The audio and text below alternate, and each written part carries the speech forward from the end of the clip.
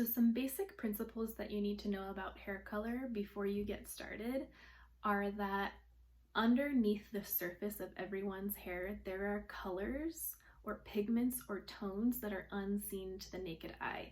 But as soon as you start applying hair color, permanent hair color, anything with peroxide, it's going to begin to expose those tones. So you might have brown hair, but as soon as you add a developer with peroxide to your hair, you're going to start exposing some pigments underneath the hair, like red, orange, yellow, depending on what color your hair is, what your genetic makeup is. Everyone has different underlying pigments underneath the surface of their hair. So if you are trying to achieve an ashy hair color, it's pretty much going to be impossible unless you first lift those underlying pigments out of your hair first. Because as soon as you expose them, they are there and they are exposed and they're not going anywhere. You need to actually remove them from the hair before you can achieve an ashy hair color.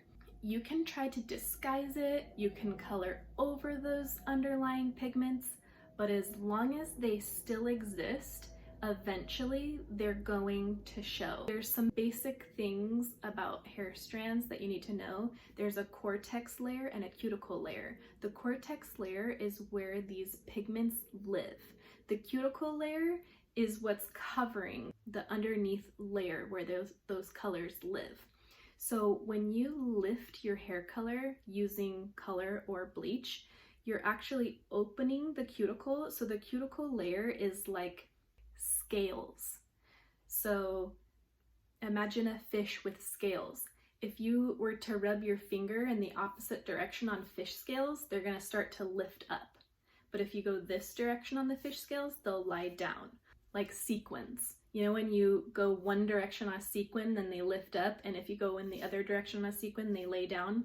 That's what's happening on your hair strand when you're coloring it.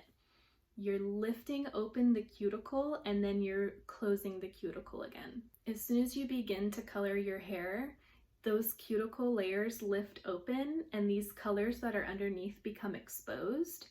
And unless they're completely removed, you're going to be able to see them. You can try to cover over them, but eventually with time, with hair washing, with oxidation, those underneath colors will begin to be exposed again. So if you want your hair to be ashy and remain ashy, what you have to do is lift the hair light enough that you're removing all of those underlying pigments and then coloring back over the hair again. So if you don't want your hair to be white, you want it to be a darker color, you still have to lift it to white and then color back over it. So you're basically removing the colors that you don't want and then you're putting colors back inside that you do want.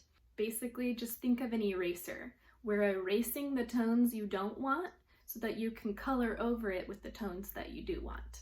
What's up, guys? I'm not vlogging and driving, you're vlogging and driving. I don't know what you're talking about. Shh, just let it happen. Okay, hey, I just remembered something I wanted to add to what I recorded earlier that I didn't say. When you are coloring back over the hair that you just lightened to get rid of all those underlying pigments, you're going to actually want to formulate those colors back into the color formulation when you color the hair. I know it sounds really confusing, you guys, but just trust me. The color that is naturally in your hair living in there before you lift it, those colors are like so locked into your hair that they're not going anywhere. But when you put permanent color back over your hair, those color molecules are going to fade out of the hair. It's going to oxidize and they're going to fade, and what's left is the color that was already there in your hair before you colored it. When you lift those colors out, if you do not put them back into the color that you formulated, your hair truly will look gray. And if you want it to look gray, then don't add them back in.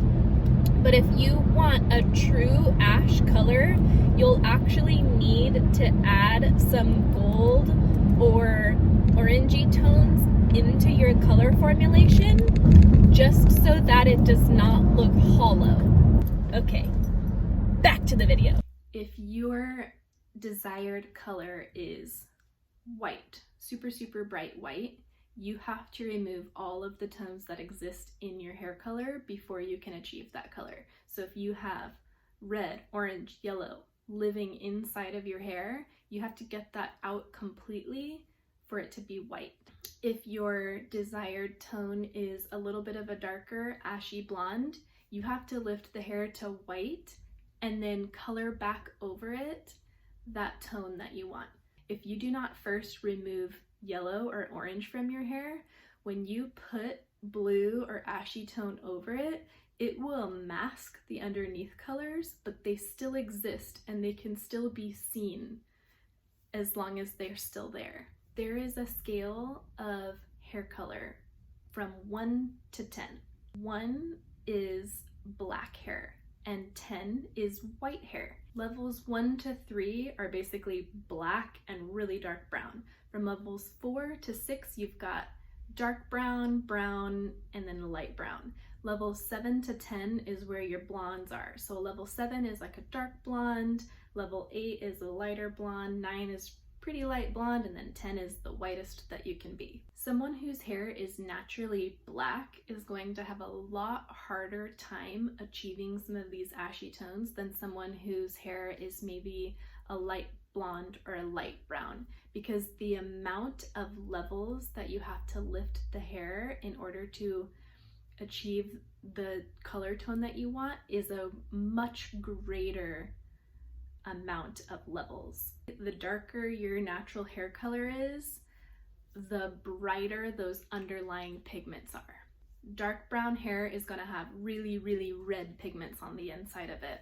Someone with light blonde hair, they might have some yellowy, orangey colors in there, but they're much lighter than those dark, dark red tones that are inside, living deep within those dark brown hair colors. That's why it's so hard for people with naturally really dark brown hair to have blonde, pretty natural tones, because the amount of work that you have to do to lift all of those colors that live inside of that hair out of the hair, it's very difficult. It can be very hard on the hair, very straining on the hair strands, and oftentimes the hair can break. So when you're playing with the chemistry of how that hair is made up, it can become very weak and frail and break.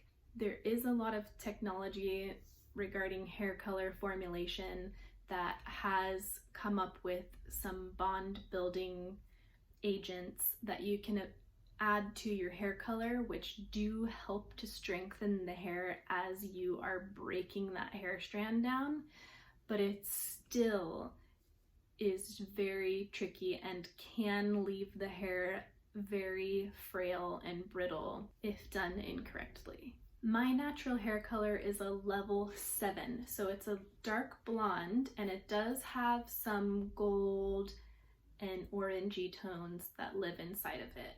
It's not that hard for me to achieve white because my hair is lighter and the underlying pigments that live inside of my hair are lighter pigments.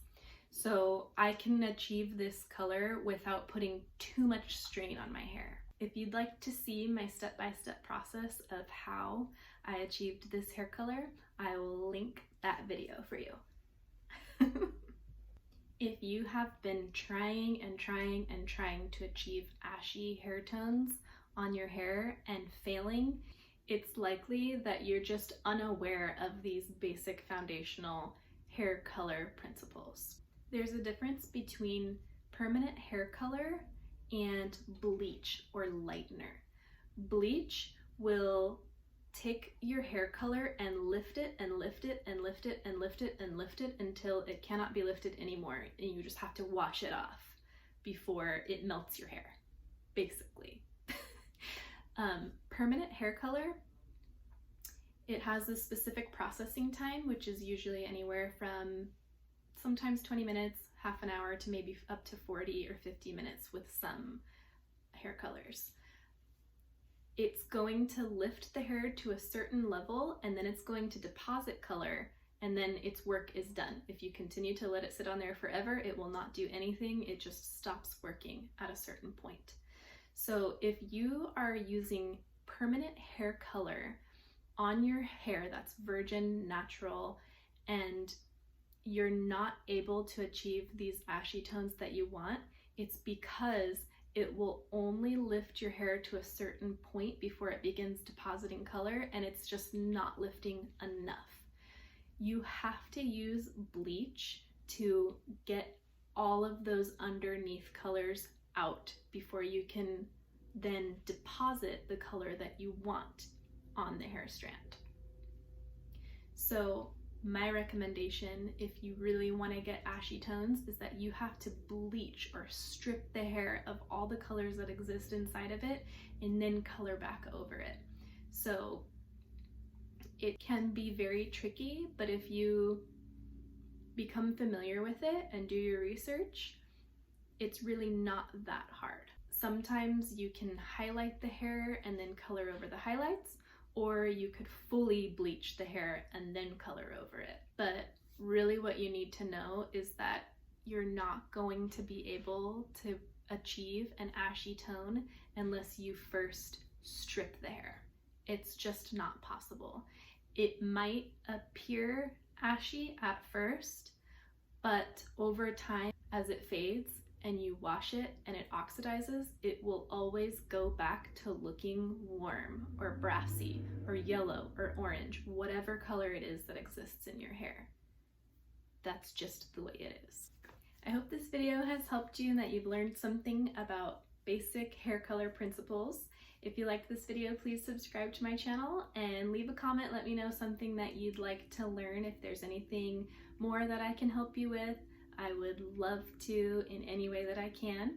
So thank you so much for watching. See you next time.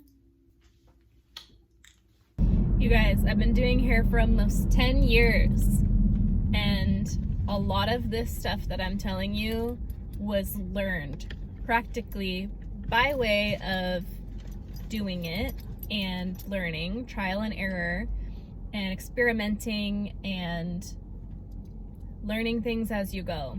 So that might also be your experience, but I just wanted to give you some of what I've learned through the years in doing color, so that this will help you. But it's definitely not something that you can just learn in one video, like, oh, here's a 5-minute video of me talking and now you know everything you'll ever need to know about hair color. But it is my hope that I could at least give you some good tips and tricks to help educate you. And ask me questions, please, and I do my best to respond to comments. I'm here for you guys, and I would love to help, and I can try to talk more if you guys want to see more videos or confront any other questions that you might have. Let me know. And Norman says hello. Hi, Norman. Hi, Norman. He's a